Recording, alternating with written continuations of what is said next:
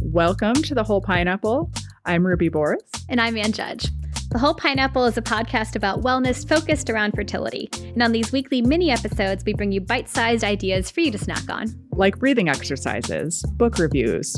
Maybe we'll review some scientific research, or we'll share some wellness and fertility stories from our listeners. So if you're looking for a tip or a trick related to your fertility and well-being, then you've come to the right place. Let's dig in.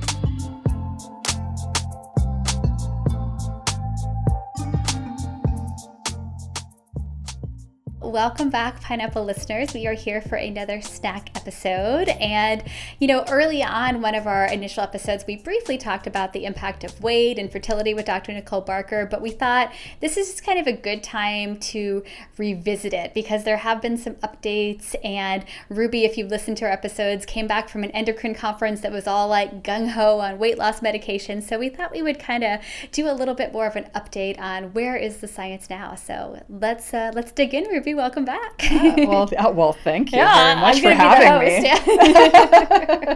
Yeah. So that conference was very interesting. So I went to Endocrine Society conference, and of course, Endocrine Society is going to talk a lot about all kinds of endocrine stuff, so hormone stuff. So they do have a section of that is reproductive endocrinologies, so the fertility side of things. So it's under the umbrella of endocrinology, which is probably like our nutritionists when they go to ASRM. They're always like, I am at the tiny little nutrition-focused talks within the big bubble of ASRM. So you were at this big endocrinology conference with that bubble of that reproductive focus. Exactly. So I was running around this huge conference center trying to find all of the fertility-related talks. Mm-hmm.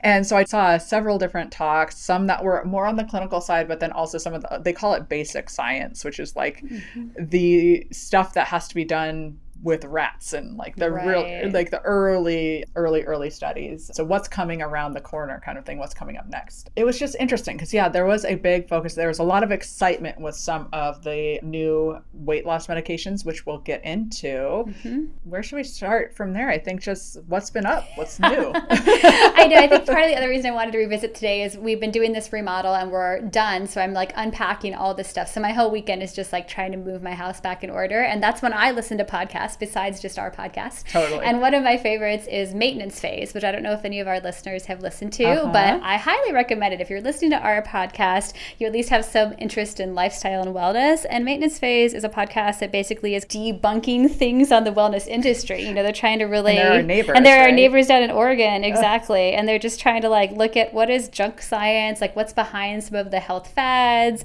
lifestyle influencers, wellness advice. And so I think especially for us, since we really do try to be evidence-based, I enjoy it. Plus they're fun, just like us. They're funny people.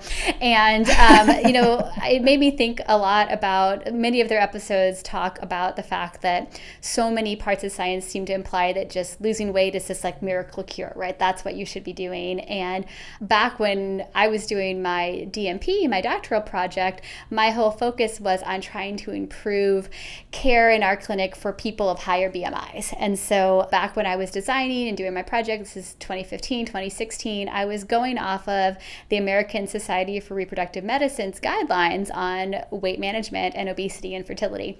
And that's what my project was kind of shaped around, and kind of my whole focus too was how can we support people to lose weight? That's what we're really trying. That was my goal interventions. We're tracking how can we manage how often we track weight, how can we support people?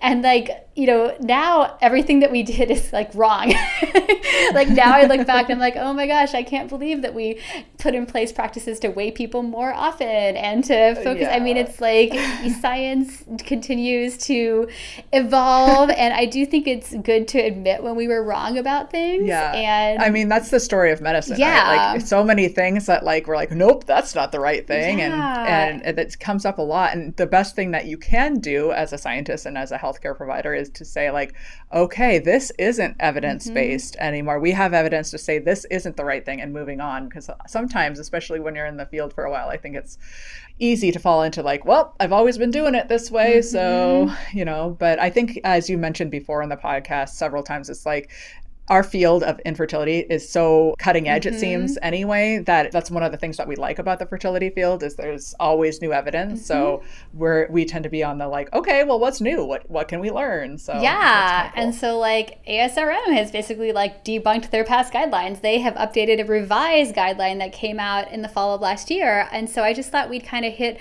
some of the high points of what's there, because the big thing is realizing that what we used to think and used to advise really is wrong. Like I want to read their little intro. It's like, previous assessments that weight loss interventions improve reproductive outcomes are being challenged by the findings of several recent published studies. And there's been like, basically we have in the last couple of years finally had 3 large randomized control studies that really try to focus on this idea that if we delay fertility treatment and work on lifestyle and lose weight, that's going to make our pregnancy rates better, that's going to make our outcomes better. And that's kind of what we believed in this intuitive sense, and we just were waiting for like this perfect study that would come out and finally show it. And instead, now we've had several large studies and they haven't shown that. And I think it's also good that they're accepting that and putting out the guidelines. It's still kind of wishy-washy, right? Like, you can't say it's wrong. Yeah. Like, well, they haven't supported our idea. Like we can't let go of this idea completely, but at least they're admitting what we know is there, which is that it hasn't been this slam dunk that like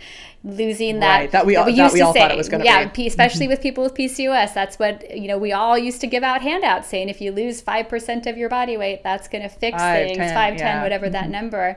And so I know it's just a snack, but we wanted to kind of hit what are some of the key things that have been coming out in the last couple of years about whether trying to work on weight loss before fertility treatment makes a difference. And then from that, you can tell us all the fun things you learned about medications. Yeah. I mean, I think this is all like, it comes down to the fact that health is a holistic picture, right? So it's not just one thing that's going to improve pregnancy rates or improve outcomes. There's more than one thing that's influencing fertility. So you can't just label like, oh, it's because you're this weight and, have that kind of bias going forward. You need to look at the whole picture. And especially because it is the whole picture, depending on people's overall clinical picture, some people, if they're also older, we have that impact of age and time. And so this guidelines that we used to make people think, well, I shouldn't even be trying yet. I should spend the next year trying to overhaul my lifestyle. That may or may not be the best advice, especially if you're also, thinking about how that advancing age could also impact things. So, There's still a lot that we don't know, but I think it's good to kind of lay out the things that we do know from these recent studies, just so our listeners can also be on the cutting edge and be debunking trends and things they also see online. That's going to be it on my tombstone, is like, there's still a lot that we don't know. Yeah. Just like, I feel like I say that every episode. Like, well, there's still a lot we don't know. Yeah. It's a theme. Maybe that should be like our subtitle for our podcast. So catchy. Yes. Well, let's get into some of the stuff. So basically, again, they're not willing to say we were wrong, but they're willing to say 3 large studies have not backed up our assumptions, which is about as close to we were wrong as you're going to get in science for a little while. So we know scientists and politicians. Yeah. For years, everyone's just been like, well, it's really hard to study lifestyle, right? And it is. It's very hard. How do you know if people are being compliant? A lot of early studies were all retrospective. People are just kind of filling out surveys about, oh, yeah, I exercise or I ate this. And so there's a lot of difficulty in knowing what that data is. And so what people were always waiting for, self-report, recall. And also people are not lab rats. You're talking about all this mice stuff. You're not just putting them in a cage and like sampling them and only force feeding them, although one of these experiments is similar.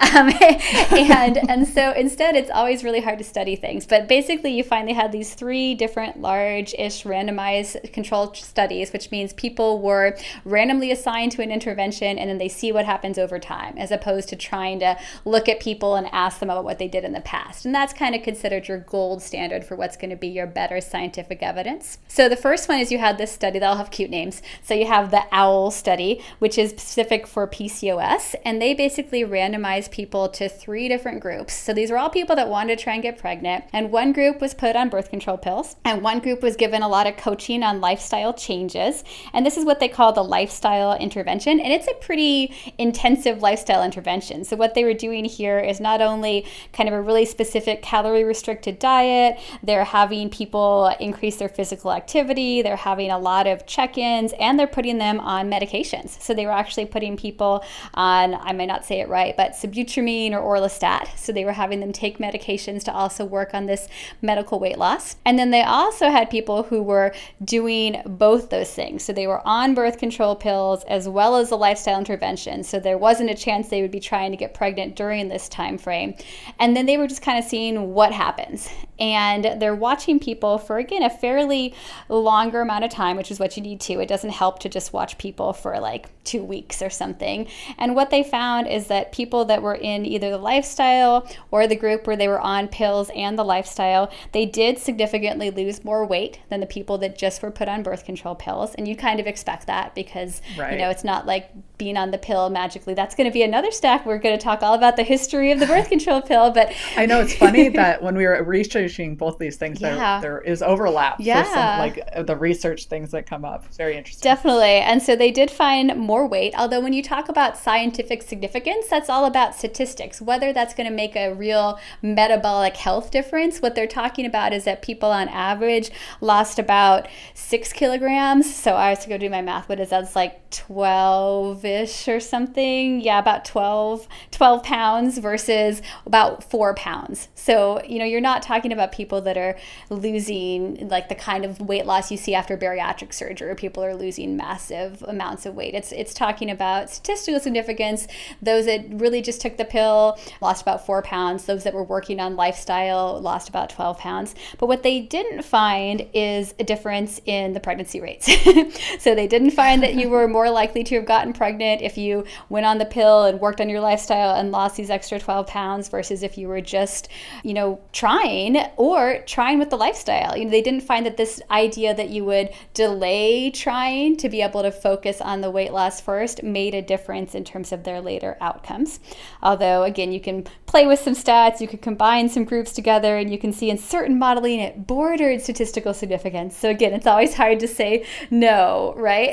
Yeah, statistical significance is so interesting because I'm like, yeah, but like I could weigh myself today and weigh myself tomorrow, and I could be 4 pounds different. You know, like it's one of those things. It's like and it depends, like, especially if it's cycling people. Mm-hmm. But it wasn't the like slam dunk proving. Like people thought like this is what we need. We need people to just like not even be trying, just focus on how can they lose weight. Let's toss it all at them. Let's do lifestyle. Let's do the pill so there's not a chance of pregnancy. Let's do weight loss medications. Let's like do this. And then let's have people do treatment. And it didn't make them more likely to have success with treatment. And then you have a similar design in what's called the Dutch study. And then our other one is a Swedish study. So a lot of these are done overseas because you just have, more consistent government funding. It's just, I think, a little bit easier to pull from all these giant public records than it is to do these kinds of things in the US.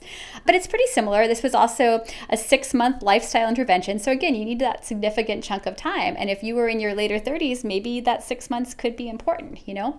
But what they did was say, does it help you if you take 6 months to work on lifestyle versus just starting treatment? And again, they had a pretty intensive what they consider lifestyle. It was like check-ins, it was having this specific energy plan in terms of what you put in and what kind of exercise you're doing. They had motivational counseling. They made individualized goals with weight management coaches. So they were trying to really like give people a lot of support.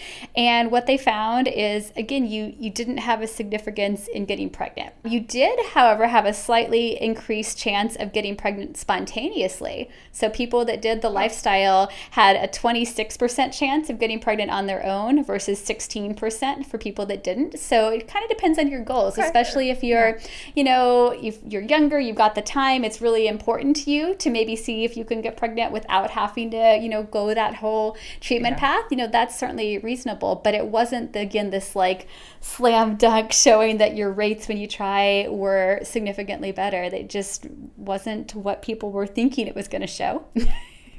Interesting. Yeah. And we've mentioned it before, and I'm sure it'll come up a lot, is that these kind of studies are really hard to do, Yeah. especially when they involve lifestyle stuff and any kind of nutrition kind of research. It's really hard, especially when you're trying to do a randomized control trial and like get placebo. Right. And you have drop off rates. Right, So in this totally. one, 22% of the people in the lifestyle dropped out. Yeah. So you've lost like almost a quarter of your people who are like, yeah, I'm done with all this coaching and trying. And so that makes it hard too. And you can play with the stats and you can control. I mean, you try and work with that, but it always makes it a little bit messy. Right. And in the OWL study, they had about 12% dropout. And that's all pretty typical. I mean, it's hard to do any kind of lifestyle change intervention. Yeah. So basically, like, it's a big picture kind of thing. It's like, okay, well, we didn't get anything super significant out of this. So it wasn't what we thought.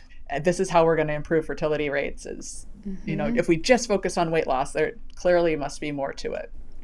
And to hit this home with our last big study, because again, I think it was that combo that it wasn't like you can just pick at the flaws in any individual study. You kind of had three large randomized control studies, all done in slightly different ways, but really kind of showing the same thing. I just like this last one because this is the Swedish one, and they did 16 weeks of focusing on weight loss and then doing IVF versus just straight IVF. And that's, I think, where people have most been interested. It's like, should we be having BMI limits for IVF? Should we be having people have to meet a certain weight before they even try IVF? And this one I thought you would also be interested in because their plan for the weight loss was a low-calorie liquid diet. So that's where that lab rat thing comes in. So they basically fed people, let's see if I can describe it well. So yeah, they started off with a low-calorie liquid formula diet, and then they gradually reintroduced solid foods. I was like, wow. The next worst thing is if the reintroduced food was called chow, because that's what they call it for rats. Oh gosh. Yeah, so and the really crazy thing is that the Swedish study only had a 4% dropout rate. So people actually did better on the or at least were more compliant with following this liquid diet plan than having their individual coaching plans, which I thought was really interesting. I mean, logistically, I could see, just tell me to just this one thing. I only get this one thing. In terms of enjoying your life, it doesn't sound great, but in terms of simplicity, it kind of makes sense. But take home, same thing. You know, they did not find an improvement in the live birth rate. They did see a slightly higher rate of spontaneous pregnancy, but it's also a little hard. It's just hard to look at data because if you're going straight into IVF, well, then you're not having time to try and get spontaneously pregnant first versus this time frame that you are working on the lifestyle if you happen to get pregnant. And so, basically their take home is there that all these three studies taken together, they suggest that lifestyle interventions, weight loss medications, they may improve chances of unassisted conception, but the effect on birth outcomes are also still unclear. That was their other thing. People have said, well, even if it doesn't make you more likely to get pregnant, isn't it going to improve your chances of having complications in pregnancy, the things that we also see sometimes be correlated with pregnancy at higher rates? And when they look at the birth data, they also didn't see that. They didn't see a change in miscarriage rates. Obviously, more study is needed, but again, these are the kind of studies that people have been saying for years we wanted and needed because they would thought that they would show an effect, and instead they just really kind of didn't. And I think that's made a lot of people think a little bit more about what advice we're really giving and how we can focus on health as opposed to thinking that weight loss is the magic answer. Yeah, looking at the full picture, the whole person, and taking into consideration things like age and health in general. Yeah. Well, moving on to the medication part of things, I'm not going to go into all of the medications specifically because that could be a whole big podcast, a full episode on all the different rationales for different weight loss medications, the difference between that and bariatric surgery and regain rates, what's the percentage chance of having you regaining the weight after medication use, things like that. I'm not going to go into that, but most people that have PCOS and have gone through fertility treatment have probably heard of the medication metformin. It's very commonly given to people with metformin, particularly if they have insulin resistance or prediabetes or something like that. And there has been thought that it might help with weight loss, and it really hasn't shown to be that. It has been helpful for insulin resistance. However, there's so many side effects. I mean, I think I can count on 2 fingers where I've had patients that did okay on it. Like most patients, and those 2 people are probably like, well, I don't love it, but I tolerate it. It's just one of those things. It's almost just everybody almost has GI side effects. So the next one that Anne had briefly mentioned too, that is more well known, is orlistat. And this one may not be like famous, it might be infamous. Is this the one from my like teen years where you had like the, what do they call it, anal leakage? This is the anal leakage one. Okay.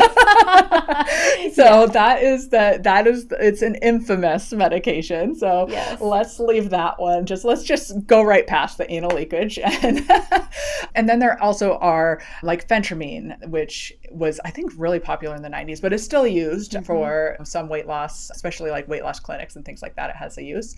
And then bupropion, which is also an antidepressant has multiple uses, and naltrexone, which is an opioid receptor antagonist. But the ones I really wanted to talk about are the GLP-1RAs. So this stands for glucagon-like peptide 1 receptor agonists. And the glucagon-like peptide 1 receptors are found in beta cells of the pancreas and are involved in blood glucose control and enhancement of insulin secretion from the pancreas. There's lots of different kinds, but the ones that have shown really great promise and have had some pretty good studies are semaglutide and liraglutide. And those ones were the ones that were talked about a lot at the Endocrine Society conference, and there seemed to be a lot of excitement about these. So it is a diabetic medication. So I have found, and I was just looking at what the cost was, and it's pretty pricey medication, but it tends to be covered better for people that have that diagnosis of diabetes. And it doesn't tend to be covered well for most people yet when it comes to being prescribed for weight loss, which is interesting to me. I know Anna and I were just talking about this before the episode. It's like, don't we want to prevent the diabetes from happening in the first place? But, insurance companies. But one of the bigger studies is the Elkind-Hirsch is the primary investigator, first listed investigator, and it was like a 32-week study. And are these all pills? Are these just all oral medications? Injections. So the liraglutides, they come in pens. Yeah. In terms of number for this study, not super big, but the liraglutide, it was a randomized controlled trial with a placebo. So those assigned to the liraglutide 3 milligrams was 55, and those with placebo was 27. And it was a 32-week lifestyle intervention as well.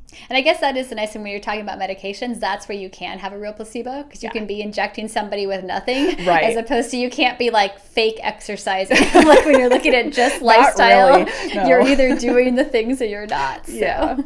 Yeah, and so with this study, liraglutide 3 milligrams once a day appeared superior to placebo in reducing body weight and androgenicity and improving cardiometabolic parameters in women with PCOS and obesity. So it's very specific for those types of patients.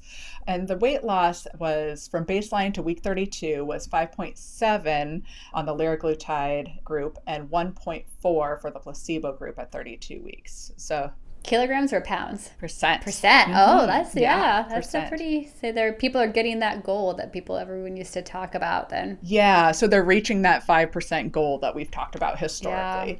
Back in 2015, there was a randomized controlled trial that included 3,721 patients who were either overweight or had obesity classifications, and compared to the effectiveness of daily injectable liraglutide with a placebo, reported a mean loss of 8% body weight in the liraglutide group compared to 2.6 in the placebo group. So there is clearly some weight loss there. But these medications are not without side effects. They do have GI side effects. They tend to be better tolerated than most. And from what I gathered at the conference, there is weight regain after most of these kind of forms of medical weight loss. I won't go into the specifics of that, but it seems like almost all of the options tend to have some level of weight regain.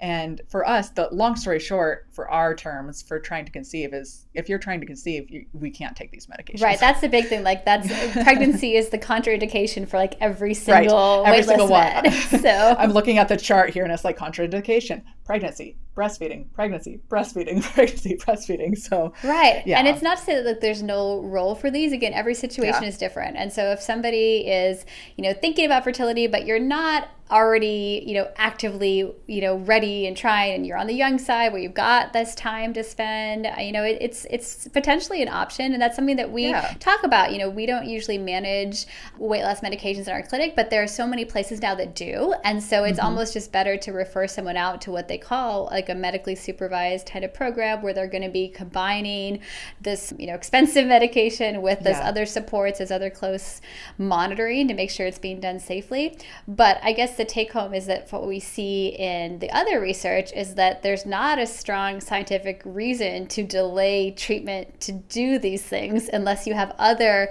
health concerns. So there's a difference between, is your main concern the number on the scale, or do you have elevated lipids and elevated blood sugar and other things that show that there is this need to focus on metabolic health before pregnancy, or is it just the BMI chart that's making everybody concerned?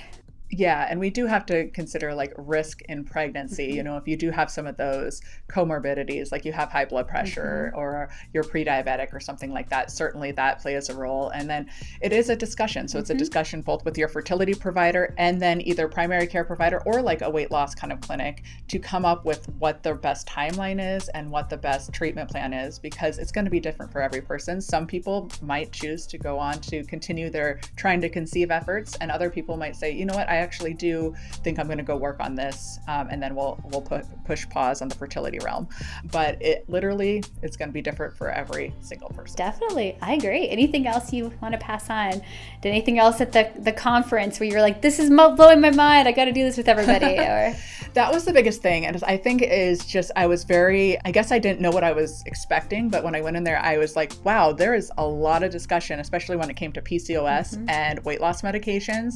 There was almost every talk they touched on that. Well, everybody wants the magic pill or the magic shot or whatever it is, So. Yeah. And maybe it's because of my lifestyle medicine background. I'm so used to going to conferences where we're like, lifestyle medicine, we're going to do like all of this like behavioral change and, like let's do motivational interviewing and all these things. So that was a little bit surprising to me, but it is good to see things from different perspectives. Yeah. So we will continue to update you on the latest and greatest from our journeys and conferences. And we hope this was helpful. And maybe you'll hear us on Maintenance Phase. No, scratch that. They don't have guests. It's just them. Oh, man. But hey, they might want us as guests. Yeah. But yeah, so really shout out again for inspiring me to do a little debunking of our own. And we love our Portland podcasting neighbors. So yeah, thank you, Maintenance Phase.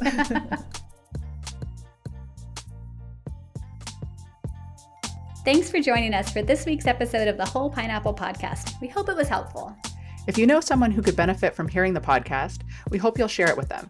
And don't forget to subscribe, rate, and review The Whole Pineapple on your favorite podcast app. Every rating and review makes us easier to find. This podcast is sponsored by Seattle Reproductive Medicine and is produced by Audiotocracy Podcast Production. We'll see you next time. Have a delicious week.